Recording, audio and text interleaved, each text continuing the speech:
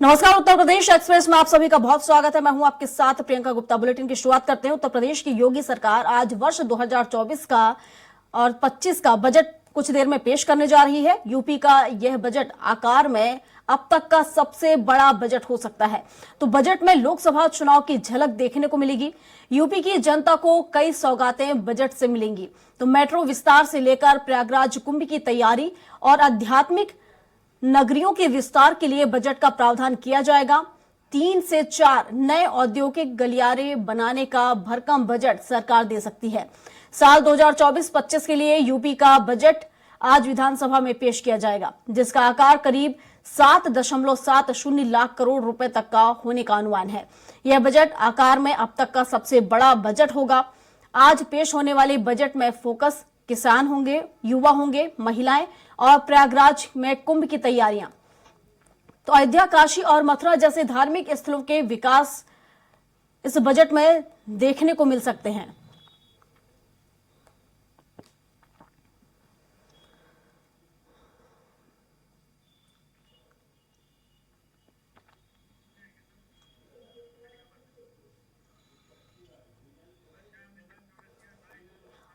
और इस पर घनश्याम निशांत चौरसिया हमारे साथ हमारे सहयोगी जुड़ चुके हैं। घनश्याम, आज उत्तर प्रदेश का बजट पेश होने जा रहा है, जहां वित्त मंत्री सुरेश खन्ना आज 5वीं बार बजट पेश करेंगे और कहा यह भी जा रहा है कि ये अब तक का सबसे बड़ा बजट होगा। बिल्कुल, निश्चित तौर पर इसके पहले अगर बात करें तो इसके पहले 6.9 लाख करोड़ रुपए का बजट तकरीबन पेश हुआ था सदन में और वित्त मंत्री सुरेश खन्ना ने ही बजट पेश किया था। इस बार 7 लाख करोड़ रुपए से ज्यादा का बजट प्रस्ताव पेश हो सकता है और ये अब तक उत्तर प्रदेश के इतिहास का सबसे बड़े बजट का आकार होगा जो आज पेश होगा। वित्त मंत्री सुरेश खन्ना आज बजट पेश करेंगे। उससे पहले वित्त मंत्री अपने आवास पे पूजा अर्चना की और वहां पे जो बजट का पोटली रख करके उन्होंने पूजा पाठ की और पूजा पाठ करके वो विधानसभा के लिए निकल चुके हैं।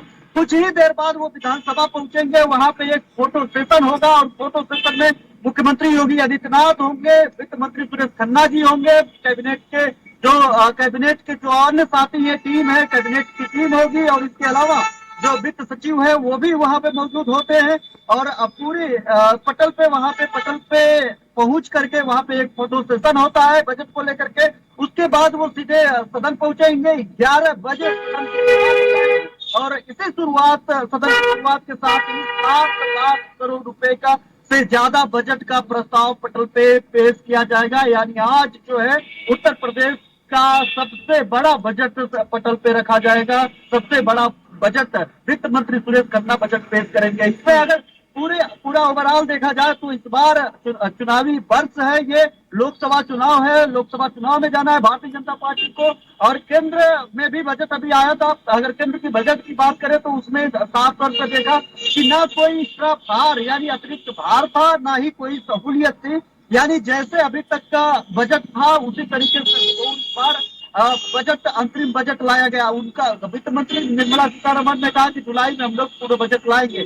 यानी केंद्र सरकार भी जा रही है चुनाव में और ऐसे में उत्तर प्रदेश की बीजेपी सरकार भी उत्तर प्रदेश में जाएगी। उत्तर प्रदेश की नीतियों को लेकर के भारतीय जनता पार्टी, तो ऐसे में चुनावी वर्ष के पहले ये बजट बेहद महत्वपूर्ण होगा भारतीय जनता पार्टी के लिए भी और भारतीय जनता पार्टी की योगी सरकार के लिए भी। तो ऐसे में अब देखने वाली बात होगी कि किन किन बातों को लेकर के, किन किन प्रोजेक्ट्स को लेकर के प्रदेश के जो जीएसटी से लेकर के अगर देखा जाए तो पूरा उत्तर प्रदेश का स्टेट जीएसटी को से लेकर के यहाँ पे टैक्स और जो भी यहाँ पे उत्तर प्रदेश विकास है और यहाँ पे रोजगार है, यहाँ पे इंडस्ट्रियल कॉरिडोर है, इन सब सारी बातों को लेकर के बेहद महत्वपूर्ण आज तस्वीर साफ हो जाएगी। कुछ ही देर बाद पटल पर रखा जाएगा और उसके बाद वित्त मंत्री सुरेश खन्ना पटल पे बजट स्पीच करेंगे, यानी अपने बजट के बारे में संबोधित करेंगे, लोगों को बताएंगे कि इस बार बजट में क्या क्या है।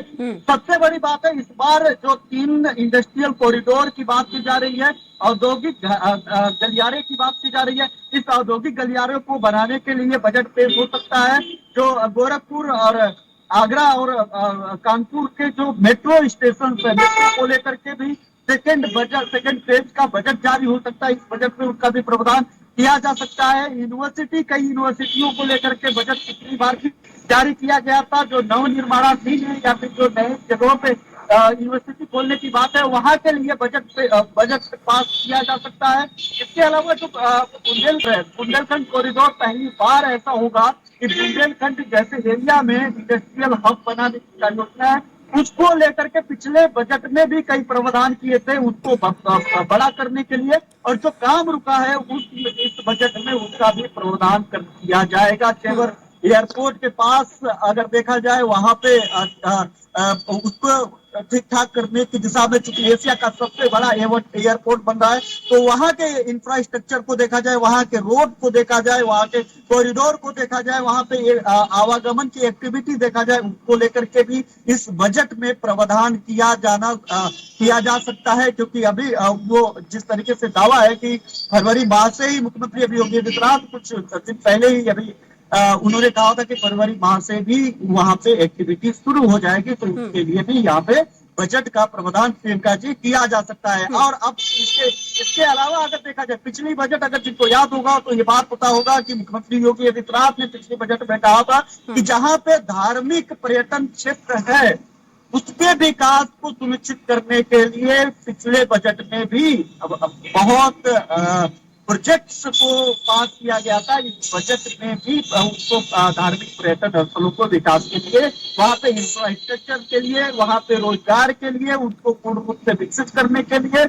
इंफ्रास्ट्रक्चर डेवलपमेंट को लेकर के बजट में प्रावधान किया गया था। और इस बार भी वहां पे प्रावधान करने की कार्य योजना सरकार की तरफ से आ सकती है, क्योंकि वहां पे जिस गति से वहां पे विकास हो रहा है और जिस गति से वहां की चीजें बढ़ रही हैं, अब जो है उसे और बेहतर करने की कोशिश सरकार की होगी। क्योंकि तो सारी बातों को लेकर के लगातार, चाहे प्रधानमंत्री मोदी जब आते हैं उत्तर प्रदेश में तो उसका जिक्र करते हैं, योगी सरकार के इन सब सारे कामों की तारीफ करते हैं, और योगी सरकार तो लगातार इस पे फोकस की हुई है, काम कर रही है। तो जहां पे धार्मिक पर्यटन स्थल है उसको विकसित करने के लिए, उसको उसके आसपास के इंफ्रास्ट्रक्चर डेवलपमेंट के लिए, वहां पे रोड का सुदृढ़ीकरण करने के लिए, नवीनीकरण करने के लिए, नए रोड पास करने को लेकर के, वहां पे आवागमन को लेकर के, वहां पे जो है बस स्टेशन विकसित करने को लेकर के, वहां पे जिस तरीके से यात्रियों की संख्या बढ़ रही है, वहां पे श्रद्धालुओं की संख्या बढ़ रही है, उनको देख रेख वहां पे रहने के लिए, वहां पे उनकी हॉस्पिटलिटी को लेकर के सारी चीजें जो सरकार के अंडर में है, उसको विकास को लेकर के काम किया जाना है, उसको लेकर के भी इस बजट में प्रावधान देखने के लिए मिल सकता है। बिल्कुल घनश्याम, अगर हम 2023-24 के बजट की बात करें, उससे अगर हम तुलना करें 2024-25 के बजट की, तो करीब 75,000 करोड़ ज्यादा का बजट पेश किया जा सकता है। वहीं अगर हम देखें तो बजट पेश होने से पहले ही सपा प्रमुख अखिलेश यादव ने कई सवाल सरकार पर दाग दिए हैं, चाहे वो रोजगार की बात हो या फिर बेरोजगारी की बात हो, बढ़ती महंगाई की बात हो, कई ऐसे सवाल जो उन्होंने दागे हैं। बिल्कुल निश्चित तौर पे अखिलेश यादव पिछली बार भी उन्होंने इस बात की ताकीद की थी कि सरकार लगातार ऐसी पोटली खोल रही है, ये लोहे की लॉलीपॉप देती है जनता को, जो ना कभी खत्म होगा ना जनता को पता चलेगा। उनका साफ तौर पे कहना है कि पुरानी बोतल में नई शराब, माफ करिएगा, नई बोतल में पुरानी शराब भर करके पेश करती है। ये अल्फाज थे पिछली बार में अखिलेश के मंत्रियों, अखिलेश के विधायकों का, अखिलेश के पार्टी का। तो अगर देखा जाए, उनका साफ तौर पे आरोप है कि योगी सरकार है वो ना गन्ना किसानों को लेकर के कुछ बेहतर कर रही है, ना किसानों के इंफ्रास्ट्रक्चर, किसानों के विकास को लेकर के, जो कृषि क्षेत्र में जो सरकार की योजनाएं हैं सिंचाई को लेकर के, उसमें ना कुछ कर पा रही है। रोजगारों के अलावा उनकी सरकारी नौकरियों को लेकर के वो लगातार योगी सरकार पे सवाल उठाते रहे हैं। और ऐसे तमाम जो बातें हैं, उन बातों को लेकर के अखिलेश यादव एक बार फिर सदन में नेता सदन यानी मुख्यमंत्री योगी आदित्यनाथ के सामने आमने सामने होंगे। और पिछली बार भी जिस तरीके से अखिलेश यादव ने तमाम कई दर्जन सवाल उन्होंने दागे थे सीएम योगी आदित्यनाथ के सामने, उसके बाद मुख्यमंत्री योगी आदित्यनाथ इस मामले में भी जवाब देते हुए दिखाई दे। इस बार काफी ज्यादा हंगामेदार देखने के लिए मिल सकता है बजट सत्र के दौरान, और एक दूसरे के सामने जवाब एक दूसरे को देते हुए मिल सकते हैं। तो अगर ओवरऑल देखा जाए तो अखिलेश यादव भी लगा इस मामले में पूरी तरीके से सक्रिय हो गए हैं कि सरकार को किस तरीके से घेरा जा सकता है, सरकार की किस तरीके की कमियों को सदन में डाला जा सकता है। क्योंकि सदन की कार्रवाइयां जो होती है प्रियंका, ऐसे में अगर देखा जाए पूरी तरीके से, तो सदन में विपक्ष ये चाहता है कि उसके वो सारी बातें जिन बातों को लेकर के वो जनता के बीच में जाता है, जो सरकार का जो एजेंडा होता है, उस एजेंडा के खिलाफ और जो खुद की जो पार्टी की एजेंडा होती है, उस पार्टी की वो सारी बातें जिसमें सरकार की किरकिरी हो सकती है, जो सरकार के लिए फायदेमंद भी होती है, इन सब सारी बातों को लेकर के वो जनता के बीच में जो जनता के बीच में जाने से पहले सदन में उन सब सारी बातों को उठाए, ताकि सदन के जरिए पूरे प्रदेश भर के जनता को पता चले कि जो विपक्ष है वो विपक्ष आम जनता के लिए कितना लड़ रही है। वही सरकार का जो मकसद होता है कि जो बजट पेश करती है, जो कार्य योजनाएं लाती है, जो वहां पे नियम कानून कायदे बनाती है, सदन में जिस बाबत वो चर्चा करती है, वो सारे बाबत जनता के हित के लिए होता है। तो दोनों लोगों का अपना अपना एक संवैधानिक हक भी है और एक घनश्याम जी, जिस तरीका भी तरीके से है। अगर हम अंतरिम बजट की बात करें जो अभी पेश हुआ है, उसमें टैक्स को लेकर कोई राहत देखने को नहीं मिली है, तो अब क्या माना जाए कि राज्य जो बजट पेश करने जा रही है उसमें टैक्स रेवेन्यू में कोई राहत आम जनता को मिल पाएगी? देखिए, सेंट्रल की बजट सब लोगों ने देखा। सेंट्रल की बजट में उनको लोगों को लग रहा था कि 1 लाख रुपए और मध्यम वर्गीय परिवार है उनके लिए 1 लाख का टैक्स स्लैब बढ़ाया जा सकता है।